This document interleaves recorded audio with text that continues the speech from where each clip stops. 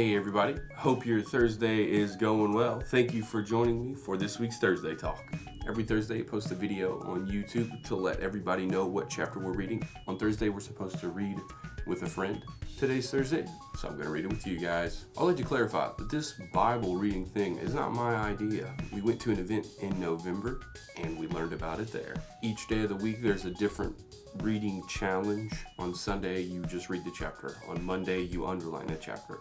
On Tuesday you pray about the chapter. On Wednesday you share something from the chapter. On Thursday you read it with a friend.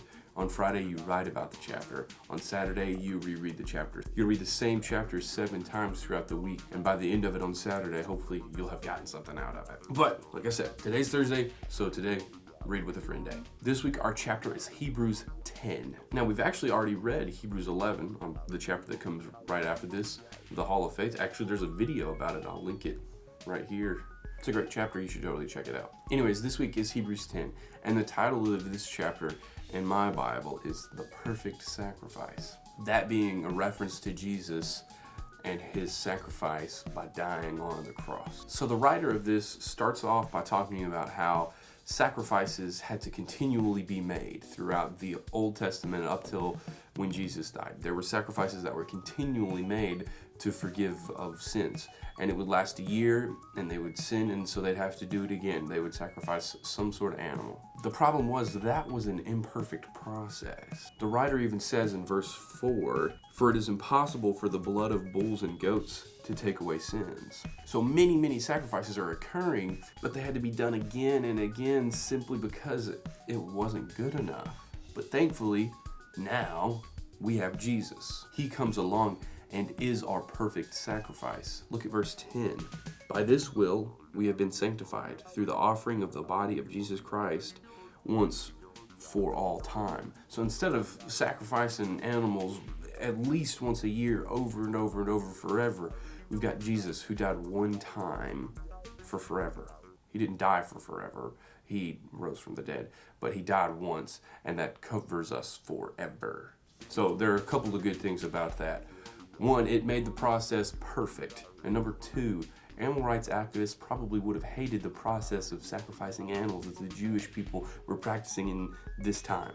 And three, we are now sanctified because of that. What does sanctified mean? You could look up a couple of definitions and this is what you might find. One way to think about sanctification is to make holy, or to set apart as sacred, or to purify or free from sin. So by being sanctified, we are free from sin. These imperfect sacrifices just were not cutting it. Thankfully, we had Jesus. I'm going to read you quite a few verses throughout this chapter, so just bear with me. I'm going to read verses 12 through 14 and verse 18. "But this man, after offering one sacrifice for sins forever, sat down at the right hand of God. He is now waiting until his enemies are made his footstool. For by one offering he has perfected forever those who are sanctified.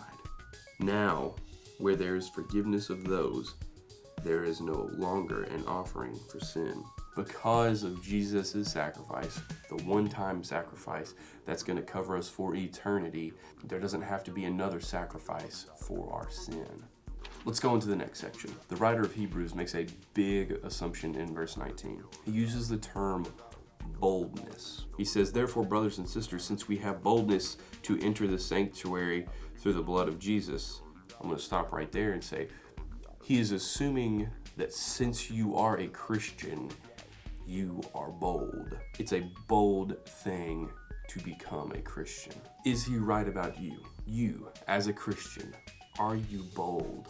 If there was ever a time to be bold as a Christian, right now is that time. And you can be like, "Jackson, what am I supposed to be bold about?" well, I'm glad you asked, because I got a couple of answers. We can be bold in the way that we present our fruits: love, joy, peace, patience, kindness, goodness, faithfulness, gentleness, self-control. There's self-control. 9. There's 9 of those. We can be bold in our compassion. We can be bold in our humility. That kind of sounds oxymoronic, but we can. Check out Matthew 5, verses 3 through 12, to hear about the Beatitudes, and that's one way that we can be bold. Anyways, we've got to be bold. In this, there's this question about what if we keep sinning even after this sacrifice has occurred? Look at verses 26 and 27. For if we deliberately go on sinning after receiving the knowledge of the truth, there no longer remains a sacrifice for sins, but a terrifying expectation of judgment and the fury of a fire about to consume the adversaries. That doesn't sound very good, does it? If you read verse 28, it says that the people in Moses' time died without mercy based on the testimony of 2 or 3 guys. And then it says, well, imagine how much worse the punishment will be if God is the one judging us. I hope that I've done the right thing. I hope I've been bold in all the places I'm supposed to be bold. I hope that I've produced the right type of fruit. Verse 31, it's a terrifying thing to fall into the hands of the living God. All right, I'm not gonna have 3 points for you guys this week. I am just gonna read some of the text, and then I'm gonna say some stuff after it, and then we'll be done. I'm gonna read verses 32 through 39. Remember the earlier days when, after you had been enlightened, you endured a hard struggle with sufferings. Sometimes you were publicly exposed to taunts and afflictions, and at other times you were companions of those who were treated that way. For you sympathized with the prisoners and accepted with joy the confiscation of your possessions, because you know that you yourselves have a better and enduring possession. So don't throw away your confidence, which is a great reward. For you need endurance, so that after you have done God's will, you may receive what was promised. For yet in a very little while, the coming one will come and not delay. But my righteous one will live by faith, and if he draws back, I have no pleasure in him. But we are not those who draw back and are destroyed, but those who have faith and are saved. Look, as a Christian in America, I can't really understand I can understand what they went through, but I can't really sympathize with what they went through. They were physically persecuted. They were murdered. We know about Paul and how he killed Christians. In America, that normally does not happen. I don't face the challenges that these guys face. Personally, I'm thankful that I don't have to. But verses 37 and 38 haven't happened yet. He hasn't come back just yet. When this was written, they might have expected it to be the very next day, and so they were living their lives like it was happening the very next day. And you know what? It could happen tomorrow.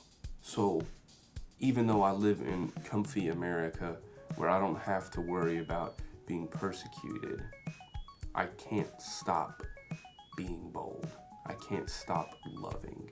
I can't stop showing who Jesus is. As a Christian, you have to be bold. Thank you for watching this week. I hope you're doing well. Stay safe. We love you. Enjoyed seeing some of you on Sunday last week. I look forward to seeing you guys again very, very soon. Thank you.